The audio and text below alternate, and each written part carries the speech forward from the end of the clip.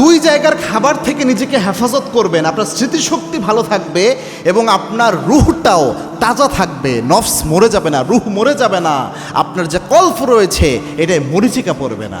মারাত্মক বিষয়। কিন্তু দেখবেন অনেক ছাত্ররা অনেক সময় এমন হয় যে তাদের স্মৃতিশক্তি নষ্ট হয়ে যায়, বা আমাদের চলতে ফিরতে অনেক সময় স্মৃতিশক্তির উপর মারাত্মক ইফেক্ট আসে, শরীরের উপর ইফেক্ট আসে।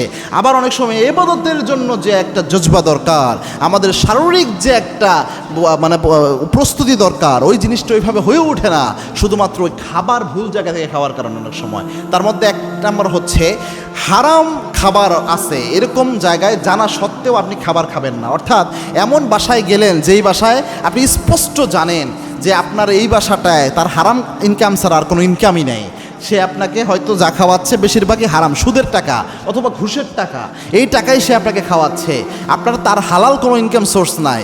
এরকম যদি হয় তাহলে আপনি সর্বোচ্চ চেষ্টা করবেন যে এই ব্যক্তির বাসায় খাবার খাওয়া থেকে নিজের পেটটাকে হেফাজত করার জন্য, নিজের মুখকে হেফাজত করার জন্য জরুরি একটা বিষয়। অনেক মুহাক্কিক আলেমরা বলেছেন এরকম ঘুষখোর সুদখোরের বাসায় খাবার খেলে ইলমের উপর, ব্রেইনের উপর এটার একটা ইফেক্ট পড়ে।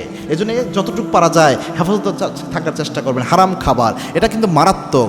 2 নাম্বার হচ্ছে যেই খাবারগুলা অন্যের হক, এরকম খাবার নিজের পেটে ঢুকাবেন না। অন্যের হক কেমন? ধরেন অনেক সময় গরিব মানুষের জন্য কিছু খাবার উৎসর্গ থাকে, যেমন অনেক সময় গ্রামগঞ্জে যেটা হয় দেখবেন মানুষ মারা গেলে অনেক সময় ফকির খাওয়ায়, এরকম ঘটনা আছে অনেক জায়গায়। তো অনেকে এটা খাওয়ায় সোয়াবের নিয়তে, যে একবেলা খাওয়াইলে হয়তো কিছু সোয়াব হতে পারে, অসহায় দরিদ্র খাইতে পারে না, একটু ভালো মন্দ খাওয়াইলে হয়তো দোয়া করবে একটু, এই জন্যই খাওয়ায়। তো এই খাবার আপনি সামর্থ্যবান ব্যক্তি, এটা তো ফকিরের জন্য সদকাকৃত উৎসর্গকৃত খাবার।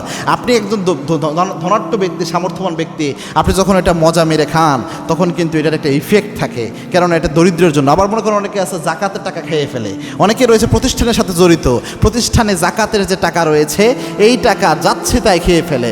আবার ছাত্রদের জন্য টাকা উঠায়, ওই টাকা নিজের পকেটে ঢুকিয়ে ফেলায়, আরেকজনের হকের টাকা নিজের পেটে ঢুকিয়ে ফেলায়। এই সব কিছু রুহকে মেরে ফেলার জন্য, আপনার নফসে মরিচিকা এনে দেওয়ার জন্য, আপনার কলবের মধ্যে মরিচিকা ফেলার জন্য এগুলো মারাত্মক ভূমিকা পালন করে। পাশাপাশি আপনার যে স্মৃতিশক্তি রয়েছে এগুলোর উপর মারাত্মক ইফেক্ট ফেলে।